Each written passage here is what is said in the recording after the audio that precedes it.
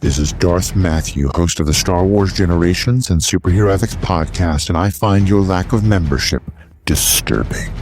You can free yourself from the ads of those rebel scum by going to theethicalpanda.com and clicking join for $5 a month, $55 a year. No more ads, only the episodes, just as the Emperor intended.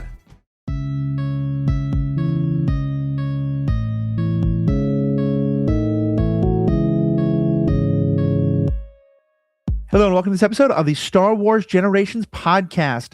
Friends, we've got a new Star Wars product coming up real soon.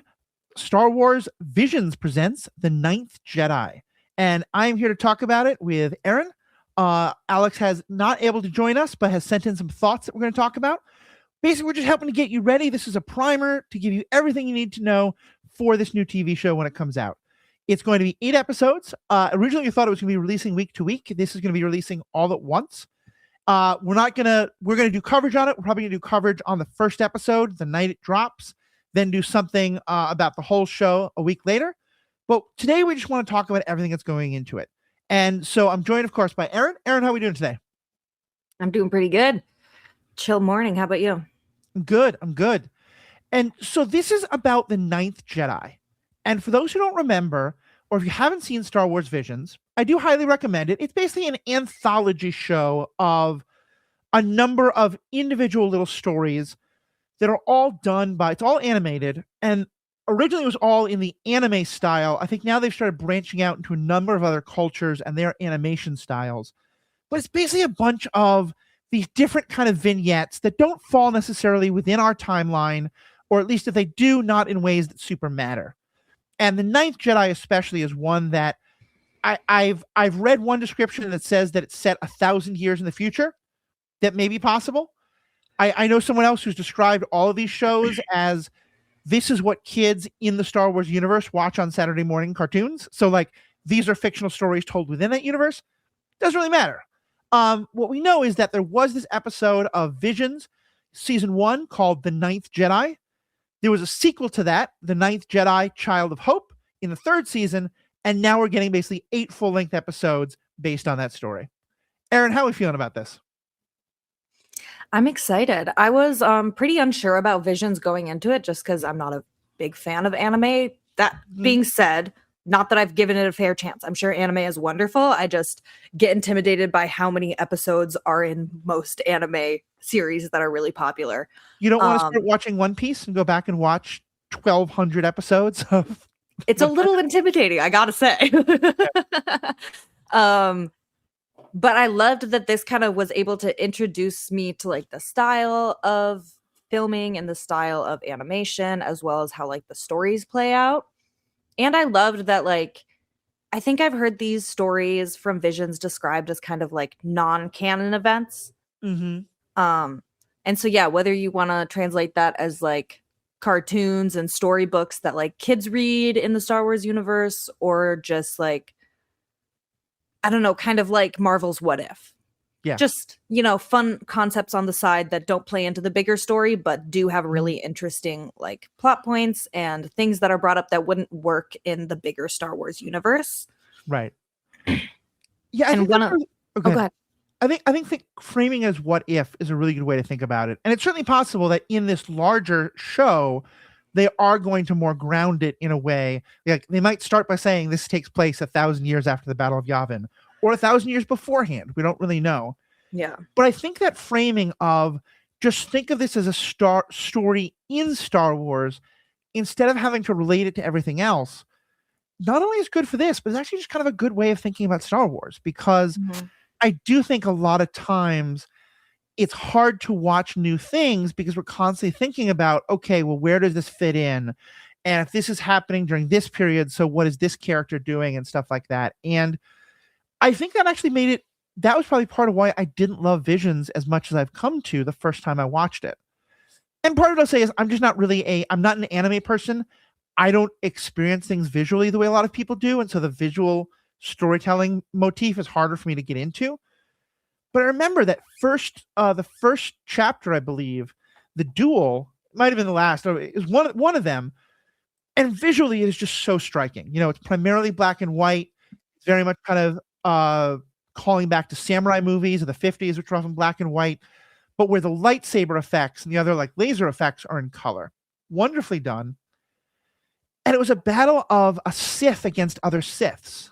And I spent the whole time I was watching it being like, so wait, is this before Darth Bane? Is this after Darth Bane? Like, I was trying to figure it out, and I didn't really enjoy it. And I think being able to let go of that, and I think by the time I kind of went back to watch The Ninth Jedi, because I knew this was coming up, I could just enjoy the episodes.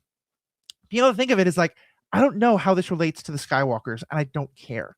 It's just a kind of story where the Jedi and the Sith are still these like timeless things, and the Force is a timeless thing, and lightsabers are a timeless thing, and we're going to tell a fun story, and that's okay. Yeah. I like how we're getting some things that are outside of like the established canon, but I know that's really hard for a lot of fans. Yeah. Like for me, one thing that helps a lot with certain media, like for example, the Han Solo movie, right? It doesn't play out as the best prequel to Han Solo, but it is a great space cowboy, like bandit movie, like heist movie. It is a great movie. It's fun to watch. The characters are pretty compelling. It just doesn't fit in well as a prequel to Han Solo. Yeah. And similarly, I most recently watched Jurassic World Rebirth, and some of the concepts there kind of backtrack what happened in the Jurassic World trilogy. And it's like, okay, well, that's frustrating, but it's a really good movie outside of it. But the movie got a lot of hate for what it did to the overall story. Yeah. And I feel like that's what some people struggled with Visions at first. And I hope that just the discussion we're having right now about like looking at it outside of the normal canon, outside of like what we would expect, or, you know, not killing yourself over where does this fit in? How does this relate? Like it gives you the opportunity to just enjoy a new piece of media in a setting that you love without having to tie it back to everything. So I hope that people can kind of like step back and enjoy it as a new thing without getting caught in the weeds of like, how does this tie in? This ruins this thing or this and that and blah, blah, blah. And I mean, and that's always been a part of storytelling, you know? And with adaptations, I get, you know, like I mean, here's an example where I think there's more reason to be upset by it, but I think it's the same kind of thinking. There's a movie from my childhood. I think it's called First Night. I don't remember exactly. It stars Sean Connery and Richard Gere, and I think Mary Elizabeth Mastrantonio. I'm not positive on that. But it's basically about this knight who goes to work for this king and falls in love with the queen, the king's wife, and the love triangle and how that plays out and all the problems with it. And if you think about it as that kind of story, I think it is a fantastic movie. Now, the king is named Arthur, and the knight is named Lancelot, and the woman is named Guinevere. And if you know anything about Arthurian legend, this movie will make you very angry because the movie doesn't know anything about Arthurian legend. Yeah. And so the first time, the same way, like I thought Mad Max Fury Road is an awful sequel to the Mad Max movies, which I love. They were great movies. Fury Road does not make sense in light of those movies, but is also just a fucking badass movie that is awesome on its own. And I think, you know, Ninth Jedi to me is not those things because I don't think it's claiming to be. I think, as you said, Visions has always sort of been in this what if kind of idea. But with all that, for those people who haven't seen it, and I hope you do hit pause and go watch it, but even if you haven't, or just you don't have time to rewatch it, you want to kind of be reminded, tell us about the Ninth Jedi. What is the story of this character? So this is like in a series where the Jedi have been lost and the lightsabers have been lost as well. The art of lightsaber making is lost. Right. And I believe kyber crystals are no longer really a thing. Like the kyber crystals that this Jedi maker uses, Kara is our main character, and her father is, a lightsaber maker, not a Jedi maker. But her father is a lightsaber maker, and he uses synthetic kyber crystals. Right. That will adjust to the Force user's powers and kind of like preferences. Right. Which I love to see unique abilities within a lightsaber. I hope we get some stuff similar to the Acolyte where maybe we see like, I think we already may have seen Kara use it as like a saber whip or just some other type of thing, which I think is just the coolest. And we see in the first episode, you know, Kara's father is attacked by Jedi hunters. He gives her the lightsabers. Is like, go, these Jedi have been summoned to the mountains. Go meet them, give them their sabers. And so she has this adventure up the mountains, meets up with this Jedi, or these Jedis who are trying to meet up with some Monclave, I think they called him, someone who called them all Margrave. together. Margrave, Yeah. thank you. And then basically we find out many of the Jedi are actually Sith who have tracked down the Jedi that were called, killed them, and taken their place. So when Kara gives out the lightsabers, most of them ignite red. Yeah. And that's part of the idea of this, is that, as you said, the lightsaber crystals will adjust to the energy and the force, the way the force moves with a person. And there's two great storytelling beats with that. One is that for Kara, when she first uses it, it's this like pale, very translucent, like it's almost like a green outline around something. Mm-hmm. But as the story goes on, and as her confidence in her force powers grows, it becomes more and more of just a full-on green lightsaber, which it is by the time of the final battle. And then the other is, and again, I hope I'm not spoiling this, and hit pause, go watch it. But for everyone else, you want to be reminded, like, it's just this great moment when all the Jedi, all these people who are claiming to be, like, they want to be Jedi, one of the conceits is that kind of they can't be Jedi in part because they don't have lightsabers. And I think that's something we're going to really explore, is how needed is that. But, they all ignite their lightsabers and 5 of them turn red. And it's just this incredible moment of realizing, oh no, these are actually baddies. Yeah. And it's just such a great reveal.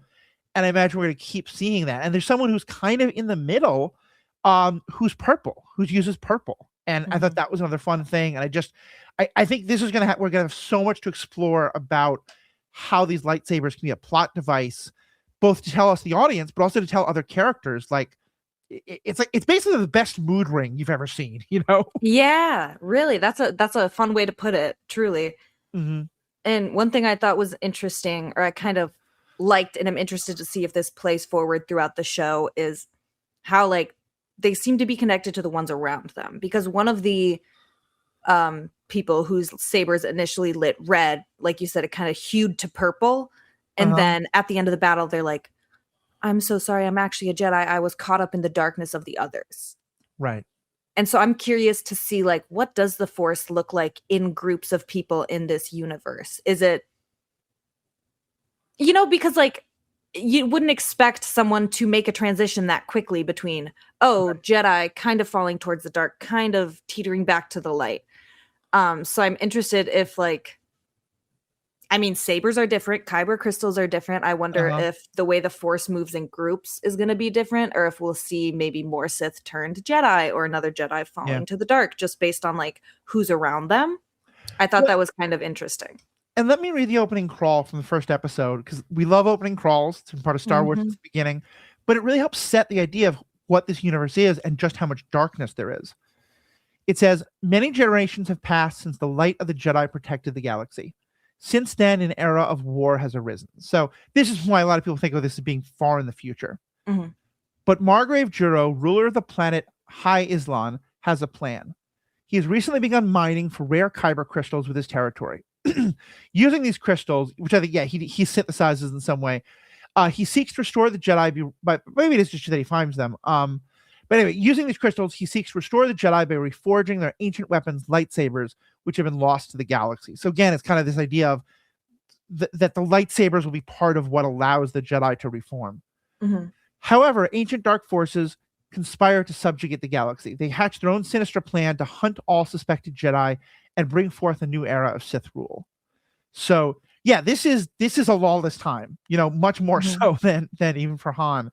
This is a real time of darkness, of constant warfare, of where no one trusts each other. Everyone is deeply distrustful, which is a part of why this happens, is that the Margrave is the person who is, like, really kind of he's trying to rebuild the Jedi.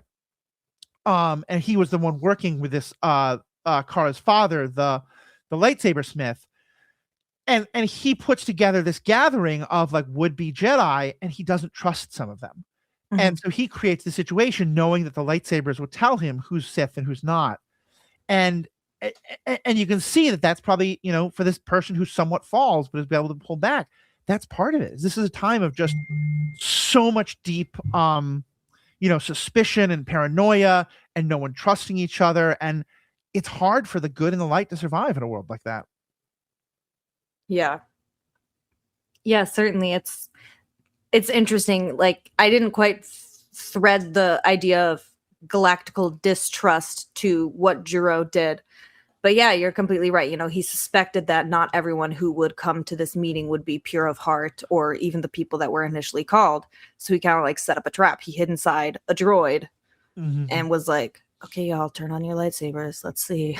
Yeah. Without telling them what it was about to say. Yeah. So yeah, it's kind of a brilliant reveal in that regard. And so tell us about this character of Kara. Yeah, well, she's a young girl. I mean, I'd assume somewhere between 10 and 13. I'm not great with children's ages, but that seems about right for her. That kind of standard anime, like just on the edge of puberty, but still prepubescent, you know, child hero. Yeah, exactly. And yeah, I feel like I didn't get too much about her in the first episode. I mean, other than like, of course, important lore, backstory, you know, what's going on with her dad. We see her build her confidence. Like, that's all lovely. But I thought the follow-up episode in season 3, we get to see more of her character. Right. Where she finds herself on this ship and there's a small droid who needs her help. And she kind of just like puts her own problems aside to help him out. Finds out that, you know, whatever help he needed, it's 100 years too late. And in the end, the droid makes a sacrifice to save her and distract a bunch of Jedi hunters. And it's just all very sweet. Yeah. And that episode made me cry. Yeah, I was watching that episode last night with my boyfriend. And I've been introducing him to Star Wars. He'd not really grown up with it. And at one point, as we're watching the episode, we were in different homes, but like watching online together. And he texts me, is Star Wars allowed to have happy endings? And we agree, like, there's a lot of bittersweet, you know, there's a lot of someone making the sacrifice. And this felt like a really important episode for Kara. And her full name is La Kara, but everyone calls her Kara. And she clearly is the sort of person who can see the good in everyone, you know? And I think especially that we know this is a galaxy where for a lot of people, you know, the question are droids sentient beings worthy of the same rights and respect as all sentient life, or are they machines that are owned by people, or are they somewhere in the middle? That's a question that a lot of characters have wrestled with, and a lot of characters we kind of wished would wrestle with but didn't, you know, especially during the Clone Wars and stuff like that. And I think it's very significant. First, she has a droid of her own called 49s 9999. Who is very, you know, it's funny how many different genres this is kind of pulling in, because on the one hand, there's nothing more anime than a young child who discovers they have powers and have to join the fight, you know? Of course. If you see anything where a young kid finds themselves that they're the only one who can pilot the mecha, like Kara and her lightsaber is very much the same thing. But also, and this is something that a lot of Star Wars has done, and probably a lot of other, like probably a lot of animation has done. But to me, this trend starts with Disney movies of every princess has to have a cute little animal that only she can talk to. And that's exactly what the droids are for Kara in ways that I love. And yeah, so let's just kind of finish up quickly this first episode and then jump into the third, because you're right, we get into a lot more of her. A lot of the episode is just beautiful animation of, you know, there's a big lightsaber fight, there's some space adventures and stuff. But really where it ends is that we're going to have this group of Jedi who are on the run, with Kara being the main one, but the Mangrave is going to be another one. And then there's a couple others who kind of round out the story, who I think we haven't really had well developed, but I think are really going to be developed in this show. And that's the kind of setup. And they're going to go off and have adventures. Yeah. Yeah. And the concept was that, correct me if I'm wrong, but Mongrave, is that it? Yeah. The Margrave, which Margrave. It is a title. It's kind of similar to the English Marquis. Okay. So correct me if I'm wrong, but I believe the Margrave is a Jedi, and he summoned 7 other Jedi. So there were 8 of them total, and then they invite Kara to be the 9th Jedi, hence the name of the episode and the name of the upcoming series. People who are I think the whole question of are they Jedi, do the Jedi exist, is part of the question. But potential Jedi, to be sure. So, all right. So what happens in the third in this episode in season 3? Okay, so I believe Kara is being hunted by the Jedi Hunters. She's with her Jedi friends. I don't remember exactly how it happens, but she ends up outside the ship. Yeah, so one thing is that one of the main characters who we've established as a main antagonist is kind of one of the leaders of the Sith is a guy named Anda. So he is following the Jedi ship. They fire a laser blast that pierces the hull and blows Kara out into space, but she was kind of in this bubble situation, so she's protected. But basically she drifts far off and they have trouble finding her. And so she gets rescued. She gets into this asteroid field and she gets rescued by Teto, who's this diminutive space droid with large eyes. Again, the cuteness factor is through the roof. And he looks like he's a similar design to, if you've played the Jedi Survivor games, Cal Kestis' main droid. Not the same by any means, but probably like same production facility or something like that, or, the same model 1,000 years later. Yeah. Or however many years later it is. And he pulls her aboard this abandoned spaceship. And eventually she flees because she's mostly seen droids as potentially, well, that's not true. She flees. She doesn't know what's going on. Teto says, don't worry about it, and convinces her that it's safe. And Teto needs her help because, and here is where the droids are the most loyal puppies you're ever going to find. If you've played Baldur's Gate, spoilers for Baldur's Gate, skip ahead if you haven't, because this is such an important scene. But there's a point at which you come across a dog that is asking you to go and help its master, if you can speak to animals. And you find that the master is dead. And that's exactly what's happened here, is that Teto can't reach his master and is asking Kara for help in reaching his master. And Kara is able to help and realizes that the master has been dead and has been dead for 100 years. And again, kind of a reminder of like the loyalty of droids, but also with their not aging and not, kind of being timeless in that regard. It's just this heartbreaking moment. And I think the first time I watched it, I kept waiting for plot, and eventually the Sith do show up and there's some fight scenes, but that feels like such a small part of the episode. Mm-hmm. Most of the episode is just this character beat for Kara of seeing her work with this droid and be compassionate to the droid. Even when she realizes that the guy's dead, she doesn't laugh at him. She's not like, it's 100 years. What are you, crazy? She has sympathy and compassion and helps him come to terms with that. And so that, yes, when they attack at the end, Teto ends up being the one to sacrifice himself to save her. And it's very sad. But it feels to me like that's almost irrelevant to the main episode. Most of the episode was just Teto and Kara not dealing with an antagonist, where the only antagonist really is time and grief. Yeah. Yeah, it was quite beautiful. And we get a moment of like Kara, doubting herself. And, when they do find the master, she's like, oh my God, like, and I still couldn't even help you. Like, it's too late, I'm never going to be, I don't remember her exact words, but the concept of like, oh, I'll never be a Jedi. I'll never be successful. And Teto is like, no, you didn't. Like, he's gone, but I asked to see my master again, and he's right there. Like, I can see him. Because his Force ghost appears for just a few moments. No, it wasn't. No. Yeah, it's because he gets to see his body. Yeah. Yeah. So basically, it's like the people on this ship were in like a long-term suspended like state. Kind of like in Avatar, how they go to sleep for 5 years to travel to Pandora.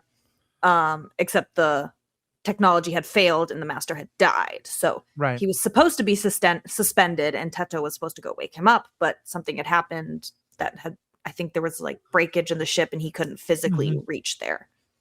Yeah.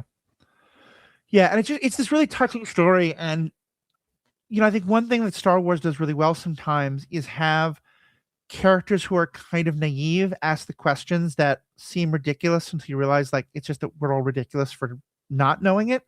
Because at one point Teto asks, like, why is there war? And you can see Kara kind of at first being like, all she's ever known is war. And a part of her has trouble understanding, and she kind of gives this answer about how there's all this fear and there's hate in the galaxy, and that she as a Jedi is going to try and deal with that. But it's just this beautiful moment of kind of reminding us that like, he's asking, why is the world this way? And it's a way that she's never even thought about because it's all she's ever known. Yeah. And it's, Yeah, it's interesting. It makes you wonder what the world was like 100 years ago when Teto originally got stranded. Right. Excuse me. Yeah, exactly. Like, you kind of wonder, like, how long has it been since the Jedi were here or whatnot?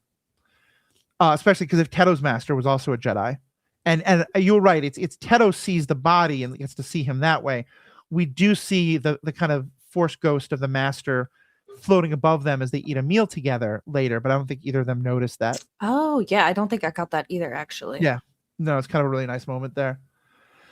So the only other thing I want to mention, and you brought it up, but I just want to go a little bit deeper, is this thing about her confidence. Because one of the main things that happens in that first episode is that her father is kidnapped and she can't stop it.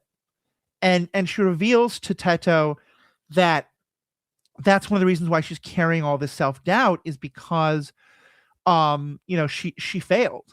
And Teto has this really beautiful response where he basically says, like, it takes a very strong being to be able to admit their weakness. And just saying that now, it sounds kind of like a cliche, and I get that, but I think there's a lot of truth to that of, it kind of in some ways is echoing Yoda's line of The Last Jedi of that the greatest teacher is failure, that you don't become a great Jedi because you never do anything wrong. You become a great Jedi because you do wrong things and you don't try and cover it up. You don't try to use bravado. You acknowledge it, accept it, and try to learn from it.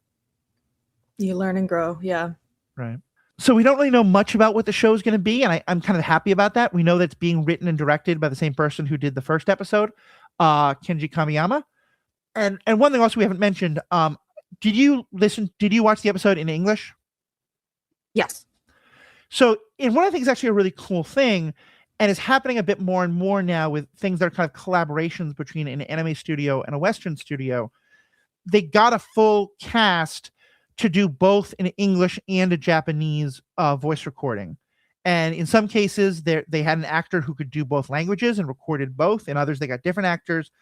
But there were, the days, I think, of when there's a really good, Japanese language cast and then a very cheap, very bad translation English language dub, we've really moved past that in some cases, not all. I think that if you're able to watch it in the Japanese language with English subtitles, I think that's fantastic. And I would love to hear from people who do that, because I imagine they're going to get a very different perspective than I am. I will say, unfortunately, my ADHD right now is at a point that I cannot keep my eyes on the screen focused enough that I'll be able to catch every word in subtitles. Yeah. It's just not where my brain is right now, which is also part of why sometimes when the storytelling is visual, I'll miss parts of it. And that's fair. But I do love that they very consciously tried to have both of those as legitimate options for us, not doing it just in English, not doing it just in Japanese, but giving both sides of that the chance.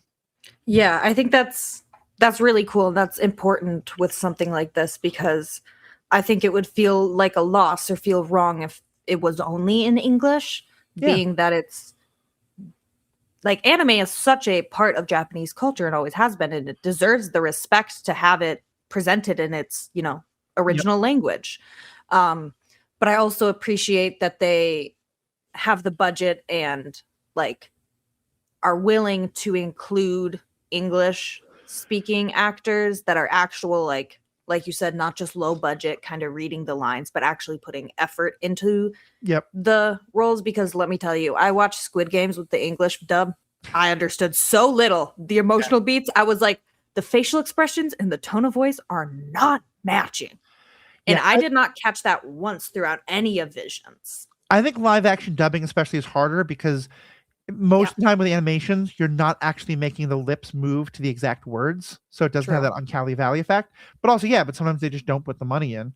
And especially with something like Squid Games where the acting is so much. So I'm really curious. I would say fans, if you're excited about it or if you're not, either way, let us know what you think.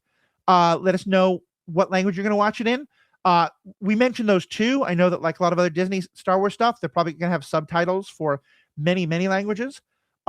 If you don't speak English too well, I'm doubting that you listen to this podcast, but maybe.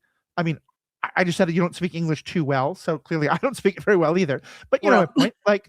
And it's my first language, so I don't have the excuse. But so let us know what you think. You can find us in the show notes.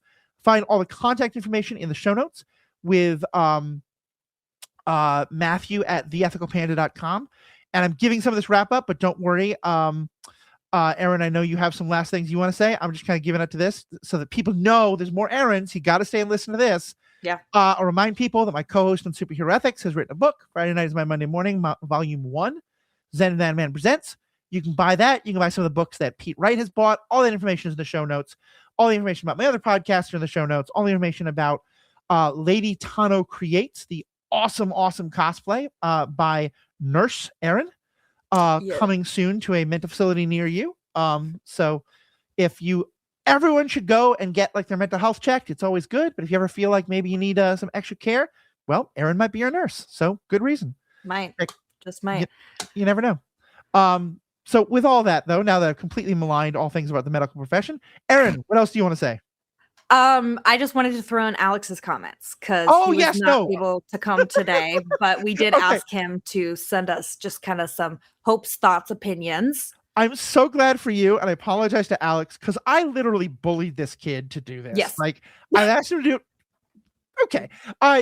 You've asked me. I asked him to do this a couple of times. He hasn't. I was like, Alex, please do this. Please do this. He finally did, and I was about to end the recording having totally forgotten. So I'm an idiot.